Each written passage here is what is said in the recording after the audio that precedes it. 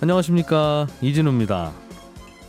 기업과 경영과 역사를 돌이켜보면 회계라는 개념이 참 중요하지요. 우리가 주식 투자할 때도 기업들의 재정 상태를 확인하기 위해서 대차대조표, 손익계산서, 재무제표 등을 만들기도 하고 또 공부하는 게 중요한데, 인류 역사상 최초로 기록된 회계장부가 언제쯤부터 만들어졌을까 돌이켜보면 수많은 상인들이 후추를 거래할 때 복식부기로 작성하면서 대차대조표를 썼던 게 오늘날의 회계의 기원이라고 합니다. 오늘 공부왕 이종훈 시간에 이 세계 경제를 바꾼 후추에 대해서 공부해 보겠습니다.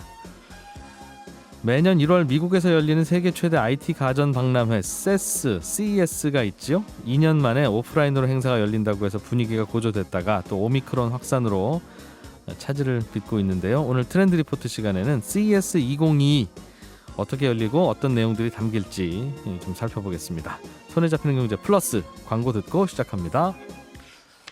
네, 대신 공부해주는 공부왕 이종훈 시간입니다. 오늘은 세계 경제를 바꾼 가루와 생선이 있는데 그중에 가루에 대해서 공부해 보겠습니다. 후춧가루랍니다.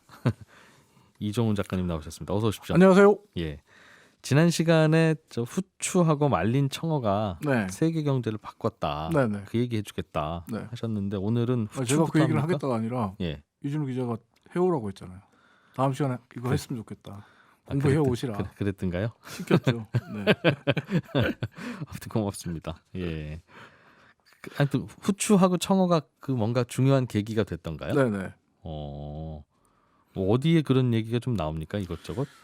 일단 뭐 제가 이번에 공부하면서 본 책들부터 좀 소개해드리면요. 예. 도현신 작가가 쓴 세계 역사와 지도를 바꾼 가루 전쟁이라는 책 봤고요. 아, 가루. 그리고 예. 홍익희 세종대 교수가 썼던 세상을 바꾼 음식 이야기. 그리고 서던 캘리포니아 교수인 제이콥 소울이 쓴 이 회계는 어떻게 역사를 지배해 왔는가 이런 책들을 읽으면서 공부를 했습니다. 뭐 가루 전쟁, 세상을 바꾼 음식 이거는 뭐 후추 얘기인 것 같긴 한데 네.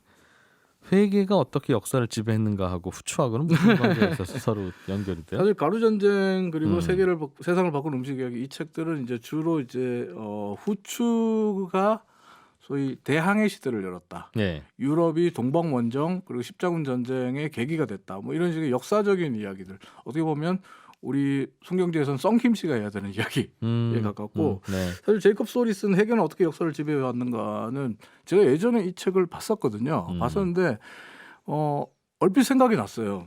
세계 최초의 복식부기 회계 장부에 기록된 거래 물품이 예. 후추라는 내용이 이 책에 있었거든요. 그래서 이것저것 뒤져서 같이 뒤져봤는데 회계는 후추가 세계 경제 역사를 어떻게 바꿨고 자본주의를 어떻게 발전시켰는가를 보여주는 정말 중요한 사례라고 할 수 있더라고요. 대변과 차변 즉 대차 대조표로 대표되는 이 복식부기 회계 방식의 등장이 세계 경제를 어떻게 바꿨는지 또 얼마나 발전시켰는지는 더 이상의 설명이 필요 없을 텐데 예. 제이콥 소울 교수가 쓴 회계는 어떻게 역사를 지배해 왔는가라는 책을 보면 인류 역사상 최초의 복식 기장은 1304년에 제노바의 상인이었던 야코부스 데 보니카가 기록했던 회계 장부라고 합니다. 이 회계 장부는 후추 거래를 기록한 것이었고요. 예. 이후 수많은 상인들이 다른 거래 품목들은 몰라도 후추 거래만큼은 복식부기로 작성하면서 대차 대조표를 따지는 회계가 발전하는 씨앗이 되었고 지난 시간에 이야기했던 것처럼 후추 거래를 위한 대규모 선단을 구성했던 네덜란드의 동인도 회사 그리고 영국의 동인도 회사가 탄생하면서 회계와 복식부기에 대한 관심과 연구가 폭발됐다. 이렇게 보고 있습니다. 장부를 썼다는 거죠. 그렇죠. 쉽게 장부를 말하면. 썼는데 이제 단식부기 같은 경우는 현금 들어오고 나가고 이것만 적잖아요. 대차 대조표는 좌우 대변을 해가지고 네. 비교하면서 어떻게 보면 회계 자체를 더 발전시켰다라고 볼 수 있죠. 근데 왜 후추를 그렇게 그랬을까요? 그 이전에도 뭐 금이라든가 고기라든가 거래를 이미 했을 거고 사고 팔고 했을 거고 네. 그러면 장부가 당연히 필요했을 건데 네. 왜 그 이전에는 이렇게 안 했을까요? 후추가 가장 비싸고 귀했으니까. 아, 이것만큼은 뭔가 후추는 좀 제대로 금보다 더 관리해야 귀한 된다. 거였으니까. 이것만큼은 금보다 후추가 비싸요? 실제로 후추는 한 알씩 거래가 됐어요. 아, 통후추 그 통후추 조그만 거, 한 알. 그 좁쌀만한 거 하나씩? 이 하나를 가지고 거래를 했고 이 한 알이 현금처럼 통용이 됐거든요. 그거 갖고 다니다가 그거 저 주머니에 끼면 그거 어떻게 해요? 그러니까 중세 시대의 후추가 얼마에 거래됐는지에 대해서는 사실 문헌적으로 정확한 자료는 없어요. 그런데 지난 2008년에 MBC TV가 여기를 파고드는 프로그램을 만들었어요. 네. MBC TV에서 2008년에 MBC 스페셜 스파이스 루트라는 다큐멘터리 프로그램을 만든 적이 있는데 네. 이 이탈리아 현지로 직접 날아가서 중세 시대의 후추 가격이 얼마였는지를 알아보러 갑니다. 음흠. 근데 이 방송을 보면 제작진이 15세기 중세 시대의 한 양피지 문서를 발견하는데 네. 이 문서에 이렇게 적혀 있습니다. 후추 한 상자는 170두캇. 170두캇. 두캇이 뭐냐면 이탈리아의 베네치아 공국 같은 도시 국가들에서 통용되던 화폐였는데 15세기 유럽 상권의 중심이 베네치아 공국이라는 점을 감안하면 유럽 어디에서나 사용될 수 있는 뭐 지금으로 비교하자면 달러 같은 그런 위상을 갖고 있던 화폐 단위였다고 합니다. 근데 후추 한 상자 가격이 170두캇. 지금 돈으로 환산을 하면 우리 돈 4,400만 원이 넘는 돈입니다. 후추 한 상자에. 네. 후추 뭐 상자의 크기에 따라 다를 것 같은데요. 근데 이제 MBC 얼마만한 다큐멘터리 팀이 상자? 발견한 문서에는 이 상자 크기가 예. 또 후추가 얼마의 양이 들어 있는지가 뭐 나오지 않아요. 그렇겠죠. 그 상자에 안 남아 있을 근데 테니까. 유출을 하면 대략 한 1kg 혹은 1kg 조금 안 되게 이렇게 들어 있었을 저도 거예요. 그렇게 귀한 거면 상자가 컸을 리는 없을 네. 것 같아요. 그리고 중세 시대는 후추는 후추통이 그 귀족들이나 왕실에서는 금으로 만든 통에다 담았거든요. 그 정도로 귀했고 그다음에 제가 왜 1kg 정도일 거라고 추정하냐면 네. 이 다큐멘터리에 보면 이 양피지에 15세기 당시 여자 노예 거래 가격이 50두캇이다라는 게 나와요. 예. 그러니까 170두캇이 후추 한 상자, 50두캇이 여자 노예. 와 진짜 후추가 비싸군요. 그 여자 노예 3명보다 더 비싼 가격이란 말이야. 근데 비싼 시기에 영국에서 나온 기록을 보면 여자 노예 2명을 살 수 있는 후추 양이 기록된 게 있어요. 1파운드, 550g. 네. 550g이면 여자 노예 2명을 살 수 있다. 후추 이런 기록이 있습니다. 550g으로. 네. 그러니까 15세기에는 후추 1kg이 4,400만 원이 넘는다. 그리고 후추는 한 알씩 거래되는 것이었기 때문에 후추에 들어오고 나가고를 기록하는 거는 정말 중요했기 때문에 야. 복식부기로 기록할 수밖에 제가 요즘 없는 거죠. 슈퍼마켓에서 그 가루 후추 있죠. 그냥 네. 그 뿌려 먹는 거 네. 그게다 넣고 네. 뭐 하는 거. 네. 그게 한 병. 그러니까 여기 네. 뭐 그냥 조그만 소화제만한 그 네. 병 있죠. 네. 그 정도 병이 한 7, 80g 들어 있었던 걸로 기억하는데 네. 그런 거 한 10개 정도가 네. 4천만 원이라고요? 네. 4,500만 원 가까이 하죠. 와. 그럼 작은 후추병 하나가 우리 돈으로 지금 한 400만 원 정도에 거래됐다. 아, 그냥 후추 알 하나가 한 2만 원, 3만 원쯤 했나 보네요. 네. 그러면. 후추 알로 집세를 지불했다라는 얘기도 있거든요. 기록에 보면. 그게 왜 그렇게 비싸요? 그게? 후추는 그게 뭐라고? 사실 그 후추가 비싼 이유 중에 하나가 예. 중세 유럽인들이 후추가 흑사병과 같은 역병을 막아주는 약재의 기능을 한다라고 믿었던 게 있어요. 게다가 후추는 유럽에서 안 나거든요. 예, 예. 그 인도나 동남아가 원산지다 보니까 본인들이 볼 수 없는 거고 구할 수 없는 거. 그러면서 결국 유럽인들이 후추를 구하려면 저 멀리 떨어진 동방으로 배를 보낼 수밖에 없는데 네. 이때 뭐 항해라는 게 사실 배에 탄 수많은 사람들이 태풍을 만나서 다 죽거나 네. 아니면 또 태풍을 만나지 않더라도 더위나 계열병 같은 여러 가지 병에 걸려서 죽어가는 고통을 겪어야 되잖아요. 그래서 후추를 동방에서 구해오는 거가 어렵다는 건 이해가 되고 네. 어려우니까 싼 값에는 못 구해오는 건 이해가 되는데 네. 비싸게 구해온 후추를 네. 그 값에 산다는 게 신기해서 후추 그 좁쌀만한 거 하나에 막 3만 원, 한 병에는 네. 막 500만 원 이렇게 팔았다는 거 아니겠어요? 네. 아무리, 사람들은 아무리 약이라도 사실 그 평민들은 후추를 접하기 어렵죠. 귀족들이나 뭐 이 정도 뭐 야. 상인들, 부유한 상인들이 먹을 수 알겠어요. 있는 건데, 근데 문제는 평민들도 후추 한 알 두 알은 구하고 싶어했다는 거예요. 왜냐하면 이게 아까 말씀드린 흑사병 같은 역병을 막아준다. 믿음도 있을 수 있고. 예. 사실 중세 시대에는 역병을 어떻게 보면 냄새로부터 발생하는 병이라고 봤어요. 그러니까 시체의 부패한 냄새라든지 고기의 부패한 냄새 이런 것들로 인해서 코로 그 들어와서. 냄새로 인해서 코로 들어와서 그래서 왜 흑사병 그 치료했던 그 의사의 중세 시대 복장을 보면 까마귀처럼 이렇게 코를 길게 빼가지고 있는 그런 그 마스크 쓴 복장, 거예요. 예, 그 당시에 마스크의 쓰는? 복장도 있거든요. 근데 이제 그런 것들을 생각했을 때 후추의 향이 그 역병들을 다 없애준다고. 그렇게 잘못된 믿어서. 믿음이죠, 사실. 그러니까- 부적 겸 약 겸 또 네. 비상금 겸 그래서 또 하나씩. 귀해질 수밖에 없고 여기에 또 이제 후추를 구하는데 비용이 또 비싼 게 뭐냐면 예. 해적들을 만날 수가 있잖아요. 음흠. 그러다 보니까 유럽 국가들이 후추를 구하러 선박을 보낼 때 대포와 군인으로 무장된 함대를 같이 보내야 돼요. 그렇겠어요. 예. 구하는 비용이 또 올라가죠. 음. 계속적으로 올라갈 수밖에 없는 거죠. 야. 그러니까 이 귀한 후추는 복식부기로 꼼꼼하게 당연히 관리를 했어야 관리를 되는. 해야 되는 거죠. 야, 그 집에 후추 3알 갖고 있었는데 어디 고양이가 지나가다가 집어먹고 그러면 아주 난리가 났겠군요. 아주. 그렇게 보관 안 하죠. 후추는 야. 정말 신주 보물단지처럼.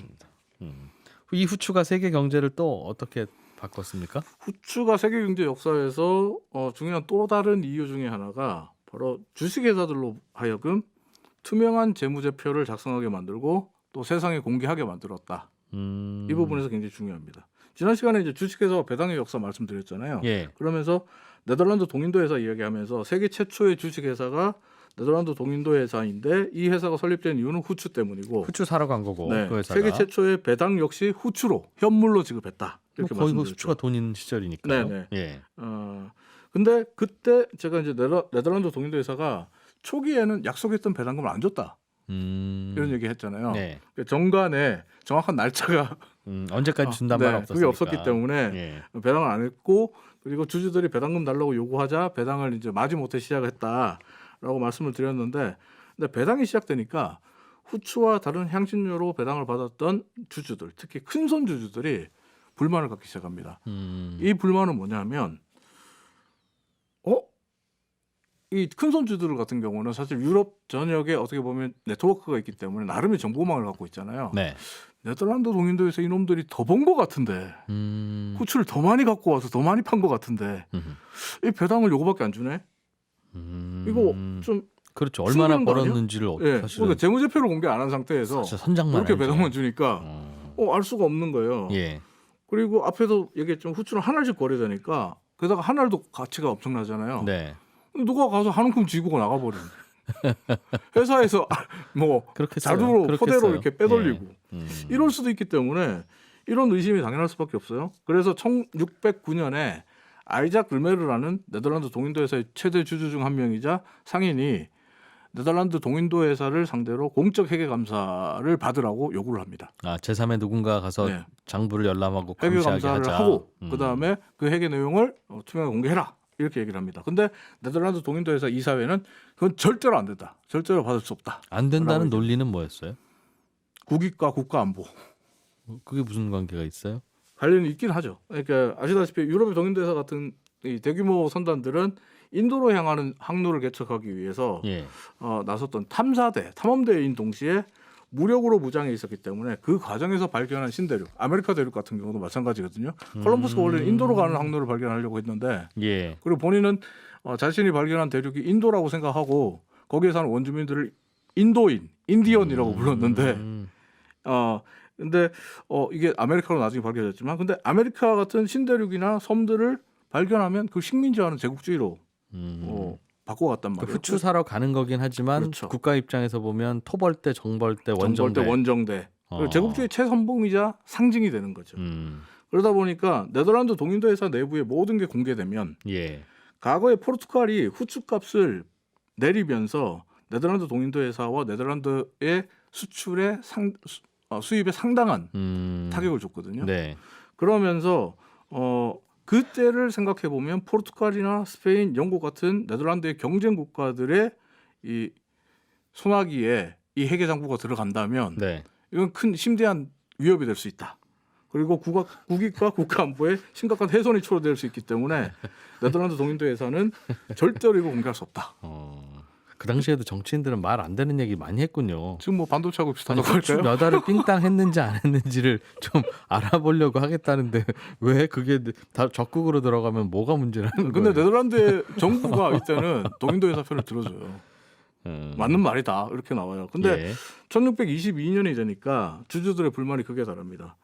소액 주주들까지 가세해서 회계 감사를 촉구하는 동시에 회계 장부를 공개하라는 주주 행동이 벌어지는데 이 당시에 보면 사실 네덜란드 동인도 회사의 주주들이 회계 장부를 그럼 보여줘. 적은 거 있잖아. 그거 보여줘라고 하면 뭐 개가 물고 갔다 이런 답변도 했다고 해요. 그래서 소문이 어떤 소문이 났냐면 회계 장부에 예. 베이컨을 끼워놓고 개나 고양이가 물고 가게 했다.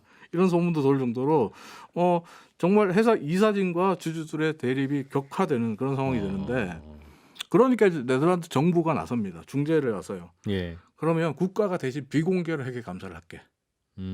비공개로. 예. 야, 이게 요즘에는 다 공개해서 장부로 밝히는 건데 제발 그때는 주주들은 그랬군요. 국가와 회사를 믿어달라. 근데 믿겠어요? 그것도 회사를 어떤 믿었으면 거예요? 지금까지 예. 소액 주주 운동을 안 했죠. 행동을 안 했죠. 예. 그러다 보니까 이후에 6년마다 회사의 모든 비용과 이익과 손실을 공개하는 것을 의무화하는 제도가 이때부터 예. 지금은 매년 공개하는데. 네. 근데 이게 또 공개가 되면서 어떤 현상이 벌어지냐면 공개가 되는데 네덜란드의 당시에 이제 그 동인도 회사 출범 이후에 네덜란드 암스테르담에 주식 거래소가 생기고 네덜란드 전 국민들 사이에서 이제 주식 거래, 주식 투자 열풍이 불었다고 지난 시간에 말씀드렸잖아요. 근데 전 국민들 사이에서 이제 주식 투자 열풍은 불었는데 이제 회사가 재무제표를 공개하고 배당을 줘요. 네. 근데 내가 재무제표를 못 보면 뭐 볼 줄 모르면 볼 줄 모르면 공부해야죠. 이거는 사실 공개 하나만 하잖아요. 그래서 사람들이 너도 나도 회계 공부를 합니다. 네덜란드에서 회계 공부 열풍이 붑니다. 요즘도 그런데 재무제표 공부하고 주식 투자하시는 분들. 그렇죠. 네. 그 당시에도 그런 거예요. 재무제표를 보고 투자해야 되는 상황이 된 거예요. 그때나 지금이나 투자자는 어려웠네요. 네. 재무제표를 보고 투자를 해야 됐고 그리고 국가의 비공개 회계 감사는 6년마다 한 번씩 공개되는 회사의 회계 장부를 들여다보기 위해서 예. 정말 수많은 투자자들, 수많은 사람들이 회계 공부에 몰두하니까 어떻게 되겠어요? 회계 관련 서적들이 계속 나오고 회계학이 발전하는 발달하겠죠. 거죠. 계속 발전하는 거죠. 예. 그리고 아까 앞서 말씀드렸던 아이작 르메르라는 사람 있잖아요. 예. 1609년에 처음으로 네덜란드 동인도에서의 공적 회계 감사를 받으라고 요구했던 소액주주. 예. 최대주주 중에 한 명. 아이작 르메르가 사실은 이 회계 감사가 투명하게 안 이루어지는 이 기간 동안 1609년부터 1620년까지 네. 거의 이 동안에 네덜란드 동인도 회사의 주식을 공매도 칩니다. 이게 주식 공매도의 세계 최초입니다. 저 친구들 뭐 구린 게 있어. 네. 그러면서 문제가 있어. 그러면서 공매도를 세계 최초의 공매도도 후추 때문에 발생해요. 돈 좀 벌었을까요? 네. 나중에 그 주식 어떻게 됐나 모르겠네요. 네. 지금이야 뭐 없는 회사긴 하지만. 그리고 후추는 제국주의 시대를 연 기폭제였기 때문에 후추로 인해서 반대로 인도와 동남아 국가들은 제국주의 국가들로부터 정말 오랜 시간 고통을 받아야 됐던 이유였습니다. 후추 가지러 갔다가 또 식민지도 만들고.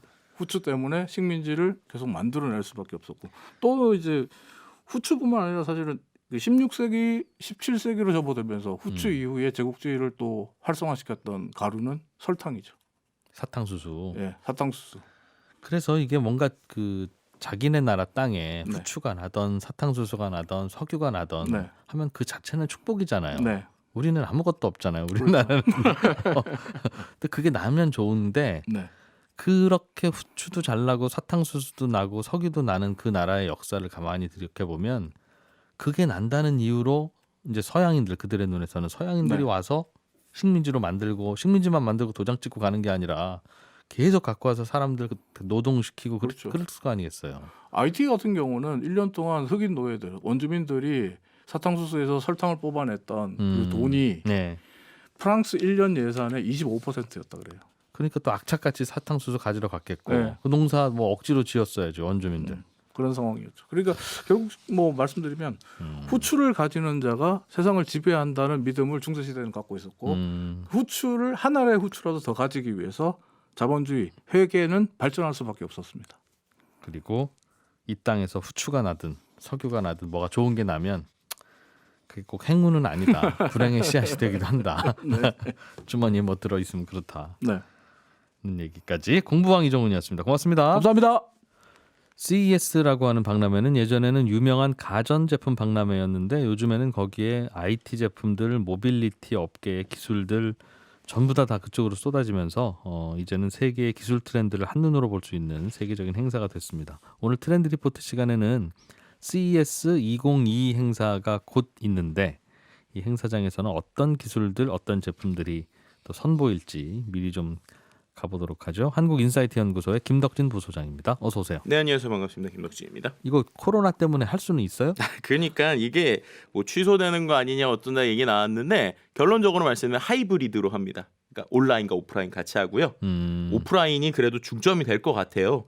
왜냐하면 이번에 이거 안 하면 망해요. 왜 망하냐면 이번에 이 쇼를 하기 위해서 네. 새로 또 건물을 또 리노베이션하고 그 다음에 새로운 건물들을 추가를 했는데 이 전시장이 네, 이 전시장이 한 10억 달러 이상, 그러니까 우리나라 돈 1조 원 이상을 써가지고요. 건물을 지었어요? 네, 그 새로운 건물들을 확장을 시켰습니다. 근데 그게 왜 확장을 했느냐? 예. 반대로 얘기하면 그만큼 덩치 큰 애들이 많이 들어올 거라는 거예요.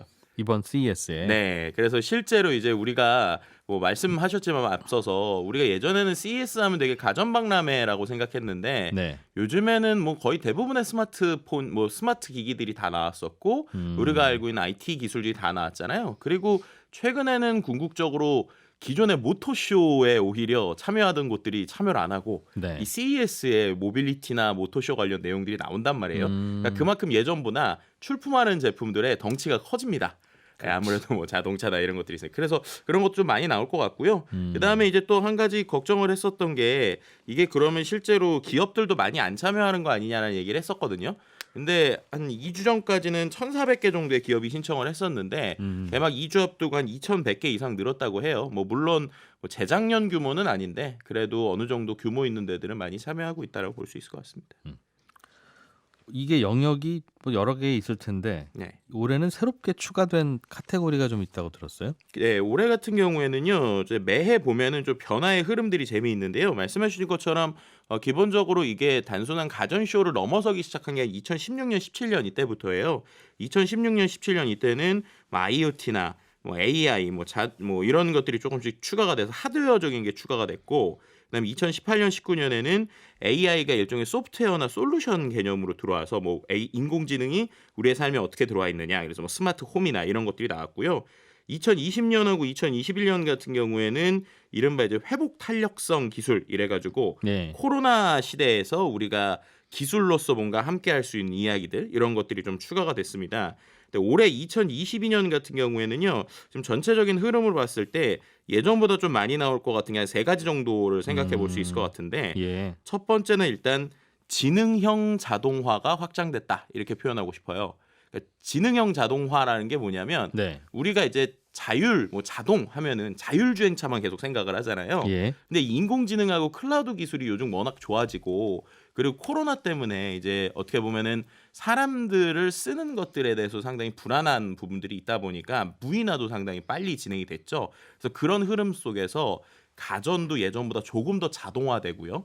그리고 어떠한 뭐 우리가 있었던 일이라고 하는 것들도 소프트웨어들이 갈수록 자동화되면서 사람이 들어갈 수 있는 영역을 줄이거나 혹은 자율적으로 움직일 수 있는 인공지능이 여러 부분으로 좀 늘어나고 있거든요. 그건 뭐 그동안 기술의 발전이 그런 단계와 방향이었는데. 그렇죠. 근데 그런 부분이 뭐 자율주행차뿐만 아니라 모든 가전기기에 어떤 식으로 적용되는가에 대한 관점에서 좀 많이 볼 있을 것들이 것 있을 같다? 것 같고요. 뭐 예를 들면 어떤 걸까 있을까요? 물론 안 나올 수도 있지만. 네, 뭐 예를 들면은 뭐 지금 이제 이번에 최근에 좀 나온 것 중에 좀 흥미로웠던 건데 이거는 작년부터 있던 거긴 합니다. 예. 이제 되게 단순한 건데요.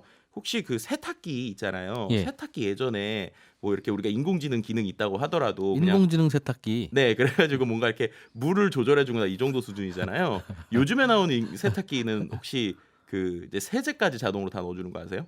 아, 딱 빨래를 보고 네, 얘는 찌들었네. 네, 알아내고 세제를 좀 더 네. 그러니까 내지는- 세제랑 섬유유연제를 통에다가 넣어놓으면 알아서. 이거를 딥러닝 거기에 그러니까 그런데도 딥러닝이 들어가 있는 거예요. 어. 그래서 그 안에서 실제로 물 자체에 레이저 같은 걸 쏴가지고요 물의 오염도를 또 확인을 합니다. 그럼 물의 오염도라는 건 그만큼 세탁물이 더럽다는 거잖아요. 예. 그럼 그걸 기반으로 해가지고 한 번 더 빨아. 예, 거기에 어. 맞춰서 예를 들면 세제도 딱 어느 정도 적당하게만 넣어주고 그 다음에 이거를 또 이 세탁기 자체가 인터넷 와이파이 연결이 돼 있어요.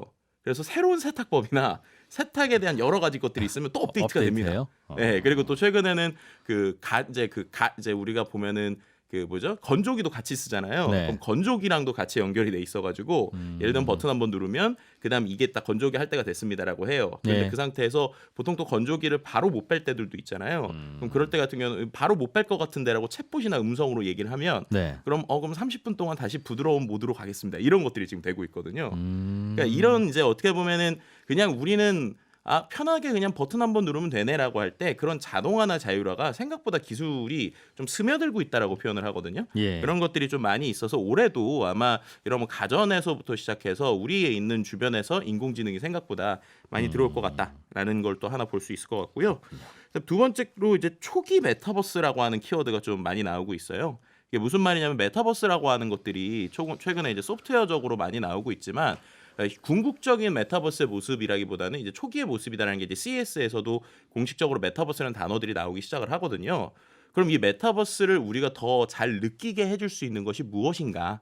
라고 하는 기술들이 많이 나올 것 같아요. 예를 들면은 우리가 VR 기기는 알고 있잖아요. 이거 헤드셋은 쓰는데 헤드셋 말고 예를 들면은 우리 손에다가 뭔가 이렇게 진동을 느끼게 해주는 어떤 뭐 디바이스라든지 아니면 뭐 실제로 한 2, 3년 전부터 계속 프로토타입으로 나오긴 했는데 이제 수트인 거죠. 그래서 이 햅틱 수트를 입고 있으면 실제로 가상현실에서 예를 들면 제가 게임 같은 데서 이준우 기자님한테 칼로 몸을 탁 때렸어요. 네. 그럼 이제 실제로 칼 자국 같은 게 진동으로 쭉 오는 겁니다. 네, 그럼 이제 이런 것들이 좀 더 메타버스를 느낄 수 있게 해주는 예. 이런 요소들이 있고요. 그 다음에 이번에 또 새로운 섹션으로 같이 나오는 게 NFT라고 하는 게 별도의 카테고리로 이번에 등재를 합니다. 이제 그만큼 이 기술 자체가 메타버스라고 하는 것들에서의 경제 구조를 연결할 수 있는 기술로서 좀 화두가 되다 보니까 예. NFT 관련 소프트웨어 회사들을 아예 별도로 나눈 카테고리가 좀 나올 것 같고요. 네. 마지막으로는 이제 ESG를 우리가 요즘에 최근에 빼놓을 수가 없죠. 그래서 이 ESG라고 하는 것들이 이제 그 실제로 CES에서 작년 재작년부터 리질리언스 테크놀로지라는 말로 나왔었어요. 무슨 뜻이에요, 그게? 그러니까 지속 가능한 뭐 아니면은 이제 우리가 회복 탄력성 이렇게 표현을 하는데 그러니까 환경이 망가져도 다시 고칠 수 있도록 좀 그렇죠. 덜 망가뜨리자 하는 거죠. 네, 근데 이제 이게 되게 재밌는 거예요. 그러니까 이 CES의 관점은 모든 것을 기술의 관점으로 보거든요. 예. 그래서 실제로 2019년에 혁신상을 탔었던 것 중에 하나가 임파시블 버거. 그러니까는 대체육으로 만든 햄버거가 이 CES에서 혁신상을 탔었어요. 근데 그게 왜 그런가에 대한 맥락이 아까 말씀드렸던 회복 탄력성 기술이라는 거예요. 이게. 환경을 지킨다는 거죠. 네, 그러니까 기술을 통해서 결국에는 사람들이 소고기를 덜 먹게 하는 기술이기 때문에 이것이 결국에는 우리가 지구와 함께 할 수 있는 기술이다. 이런 식의 맥락으로 좀 해석이 되고 있다고 볼 수 있을 것 같습니다. 그런 것들도 올해 많이 늘어날 거다. 네, 그리고 뭐 물론 모빌리티도 우리가 빼놓을 수 없는데 실제로 지금 참여한 기업들 수 중에서 모빌리티 관련 회사들의 수가 지금 제일 많아요. 그만큼 뭐 모빌리티 쇼라고 해도 될 정도로 많은 것들이 좀 나올 것 같습니다. 네. 또 어떤 게 또 있을까요? 또 이제 또 한 가지 흥미로운 거는 새로운 분야 중에 모빌리티 중에 좀 하나 확장적으로 스페이스 테크도 나오게 돼요. 우주. 네, 그러니까는 정말로 우리가 그 맨날 뭐 스페이스X나 이런 이제 주식에서 보던 것들이 실제로 이제 우주 관련 제품들이 나오게 될 것이고요. 그런 건 정말로 눈으로 보면 정말 우주 기술이라는 게 이런 거구나라는 것 때문에 좀 공간을 넓히지 않았을까 이런 생각이 들기도 하고요. 예. 그래서 이런 전반적인 것들이 결국에는 모든 기업이 일종의 지구의 미래를 위한 기업으로 될 것이다라고 하는 메시지를 좀 주고 있는 것 같아요. 뭐 푸드테크 같은 경우도 아예 별도의 하나의 섹션이 있고 우주 기술이나 어떠한 새로운 메타버스 같은 또 그 다음의 기술에 대한 이야기들이 좀 많이 나올 것 같아서 이번에는 좀 여러 가지 메시지들이 좀 재밌는 게 나오지 않을까라는 네. 상상이나 생각을 해볼 수 있을 것 같습니다. 여기는 기조연설도 화제가 되기도 하더군요. 그렇죠. 이제 기조연설 같은 경우가 상당히 흥미로운 게 이 행사 자체는 실제적으로 보면은 1월 이제 5일부터 8일까지 이제 3박 4일 동안 진행이 돼요. 근데 1월 3일하고 4일 이틀 앞에 미디어 데이가 있습니다. 그래서 그 미디어 데이 때 실제로 많은 CEO들이 나와서 어떤 기업의 방향성에 대한 이야기를 많이 하는데요. 이 CES가 실제 제품을 보는 것도 있지만 미래 기술에 대한 이야기를 하다 보니까 메시지 속에 숨어 있는 컨텍스트를 해석을 하면 좀 재밌는 것들이 많이 있거든요. 근데 이번에 좀 흥미로운 것 중에 하나는 기조연설자에서 처음으로 헬스케어 기업 관련 관계자가 나온다는 겁니다. 에보트라고 하는 회사의 CEO가 나오게 되는데요. 그러니까 글로벌 헬스케어가 CES에서 기조연설을 한다는 의미는 그만큼 헬스케어 기술에 대해서 혹은 이제 우리가 지구와 함께하는 기술들에 대해서 CES가 관심을 가지고 있다라고 네. 볼 수 있을 것 같고요. 그다음에 또 이제 삼성 같은 경우에도 한 1, 2년에 한 번씩 기조연설에서 좀 큰 메시지를 던지는데 2020년 CES 때는 이제 경험의 시대라고 하는 메시지를 보냈어요. 그래서 모든 인터넷과 데이터가 연결이 돼서 가전의 것들이 아까 말한 대로 뭐 정말 단순하게 어떤 세탁기하고 건조기가 연결하는 뭐 이런 것들처럼 데이터를 기반으로 한 다양한 경험을 제공하겠다라는 게 예. 이제 2020년의 기조연설이었는데 올해는 지금 예상되고 이미 뭐 보도자료 나온 것들을 보면 미래를 위한 동행이라고 하는 메시지를 삼성전자에서 하겠다는 거예요.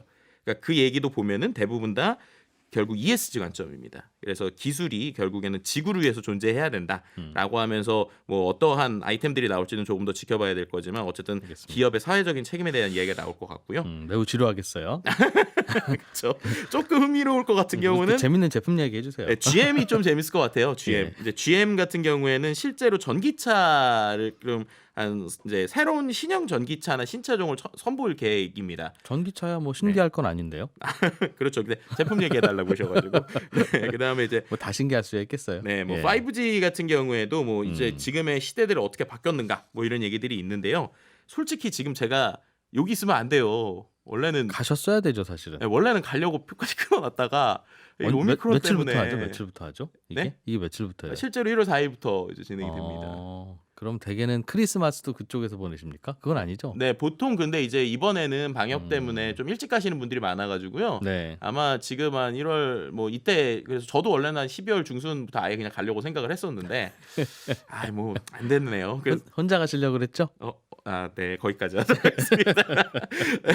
그랬는데 진짜 왜 그러냐면 전 이거는 꼭 한번 타보고 싶었거든요. 뭐냐면 이번에 컨벤션 루프라고 하는 게 나와요. 뭔데요? 그게? 이게 보링 컴퍼니라고 그 일론 머스크가 만든 그 뚫는 그러니까 어떻게 보면 터널 뚫는 예. 그것들이 있는데 실제로 일론 머스크가 한 여러 가지 이야기 중에 이거 말이 돼라고 했었던 것 중에 하나가 이제 이런 그 막히는 어떤 곳들에다가 전용 터널을 뚫어가지고 그 안에서 자율주행차들이 왔다 갔다 하게 하면서 시간을 줄여주겠다라고 하는 것들을 만들었었단 말이에요. 그게 뭐예요? 다시 한번 설명해 주세요. 그러니까는 예를 들면 라라랜드 같은 거 보시면 알겠지만 LA나 이런 데 워낙 차들이 막히잖아요. 막히죠. 예. 그러니까는 약간 우리로 치면은 아주 좁은 그 전용 터널을 만드는 거예요. 그러니까 우리는 뭐 고가 터널이나 이거 예, 고거차로 예. 만들듯이 예. 아주 이제 좁은 터널을 하나 만들어서 근데 그게 이제 땅이 많이 없으니까 좁은 터널을 만드는 거죠. 왕복으로 한 차가 2대 정도씩만 다니게 합니다. 예. 그리고 나서 그걸 이제 자율주행차만 다니게 한다는 거예요. 그 터널에서 네, 그렇게 되면 이제 뭐 사고나 위험성에 대해서 조금 안전할 수 있다 이런 건데 자율주행차 전용 터널을 만들자. 터널이라는 네네네. 건 우리는 산을 뚫거나 뭐 이런 게 터널이잖아요. 네, 근데 이제 특정 지역에서 구멍을 뚫고 그 안에서 이제 움직일 수 있게 어떻게 보면 빠르게 움직일 수 있게 하는. 산이 아니라도 무슨 튜브 같은 길을 만들자는 네네네. 거나 향후에는 보네요. 그런 것 때문에 하이퍼루프 뭐 이런 얘기들까지 나오고 있었죠. 예. 근데 이게 원래는 이제 작년에 그 CES 때 좀 어느 정도 시연 행사를 할 것이다 이랬거든요. 근데 작년에 코로나 때문에 그 온라인으로만 한 것도 있고 또 이게 정확하게 기술 개발이 안 돼서 안 됐는데 이번에는 이 컨벤션 루프가 실제로 그 동들을 다 연결하는 이동 시스템으로 될 것이라고 지금 되고 있고 실제로 시연을 해보신 분들도 있어요. 그래서 그 실제 CES가 워낙 넓은 데서 하다 보니까 건물과 건물을 걸어가기도 상당히 어렵고요. 예. 이제 우버 같은 걸 불러도 차가 너무 막혀가지고 몇 시간씩 걸리거든요. 근데 거기에서 이번에 이 건물들을 연결하는 일종의 컨벤션 루프 터널이 있고 예. 그 안에서 모델 Y나 모델 X를 타고 이동을 할 수 있다고 합니다. 그래서 이제 원래는 무인이면 제일 좋지만 무인은 아니고 거기에 있는 다른 사람이 이제 운전하면서 설명을 한다고 그러니까 옆에 타서 설명을 해준다고 하는데요. 어쨌든 각 정류장을 2분 내에 이동할 수 있기 때문에 실제로 뭐 몇 시간씩 걸려서 움직였었던 거를 그 안에 줄여주니까 이건 상당히 좀 흥미로울 것 같은 생각이 들고요. 그다음에 이제 또 하나 꼭 보고 싶었는데 못 보아서 아쉬운 게 현대차 부스가 좀 궁금했거든요. 현대자동차가 이번에 출품합니까? 네, 이번에 현대차, 현대중공업도 같이 나가게 되는데요. 다른 것보다 아시겠지만은 이 회사가 로봇 회사를 인수를 했잖아요. 그렇죠. 네, 그러니까 과연 현대차가 맨날 얘기하는 모빌리티와 관련돼서 이 로봇이 어디까지 연결돼서 무슨 모습을 보여줄까? 예. 이런 것들이 좀 기대는 좀 못 봐서 아쉽고 또 하나는 자율주행 레이싱이 열린다고 그래요. 이 시즌 동안에. 주변을 돌면서? 네, 그러니까 실제 레이싱장에서 예. 자율주행 레이싱을 합니다. 운전사 안 탄 차들이 경주한다. 네, 맞습니다. 근데 이제 그 전 세계 유명한 대학들이 참여를 예. 하게 되는데 우리나라 카이스트도 이번에 참여를 하게 되고요. 그래서 뭐 실제로 우리나라 카이스트가 이런 자율주행 레이싱 원래 상위권이라고 그래요. 그래서 실제로 좀 자율주행 차들이 어떻게 레이싱을 하는지도 보고 싶었는데 온라인으로 봐야죠. 어쩌겠어요. 가기만 하셨으면 이런 거 보고 오겠습니다 했을 텐데. 그러니까요. 열심히 근데 그렇지만 온라인이라 또 하이브리드라 장점은 국내 계신 분 장점인데 온라인 티켓이 별도로 있어요. 그래서 예. 내가 현장에 못 가더라도 다시 보기나 여러 가지를 볼 수 있으니까 관심 있으신 분들은 뭐 충분히 좀 여러 가지 매체를 통해서 볼 수 있지 않을까라고 생각이 듭니다. 온라인 티켓도 팔아요? 네, 별도의 온라인 티켓도 팔고요. 누가 그 찍어 줍니까 다니면서? 그런 이제 그러겠죠? 현장에서 것도 있지만 별도의 컨텐츠가 올라갈 것 같아요. 그래서 작년엔 100% 온라인으로 진행을 했음에도 불구하고 여러 가지 사이트가 좀 조약했던 부분이 있었거든요. 근데 올해는 아예 툴 자체를 좀 개선했다고 하니까 과연 또 어떤 경험을 줄지, 뭐 메타버스 같은 거가 될지 아니면은 그냥 정보만 줄지 이것도 좀 하나의 그러네요. 포인트가 될 것 같습니다. 박람회 실제 안 가도 박람회를 보는 그 느낌을 네. 보시면 이제 박람회 안 가도 되겠구나 하는 생각이 들기도 할 거고. 그렇죠. 그래도 현장에서 우주 비행기 이런 건 좀 볼만하지 않아요? 내년엔 보내드릴게요. 꼭 가고 싶습니다. 아직 못 가서 한이 맺히셨어요. 한국인사이트 연구소 김덕진 부소장이었습니다. 고맙습니다. 네, 감사합니다. 네, 저는 내일 아침 8시 30분에 다시 손에 잡히는 경제에서 인사드리겠습니다. 지금까지 이진우였고요. 손에 잡히는 경제 플러스였습니다. 고맙습니다.